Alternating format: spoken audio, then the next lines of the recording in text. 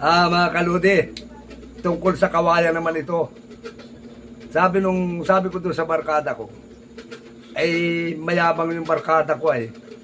Ngayon, parang nayabangan din ako. Sabi ko, pare, baka hindi ka maniwala. Kaya kong dumumi dyan sa dulo ng kawayan. Ano man ang limbuyog, napakayabang mo naman. Kaya mong dumumi dyan sa dulo ng kawayan. Oo, pare. Kahit itong oras na ito, kaya kong dumumi dyan sa dulo ng kawayan.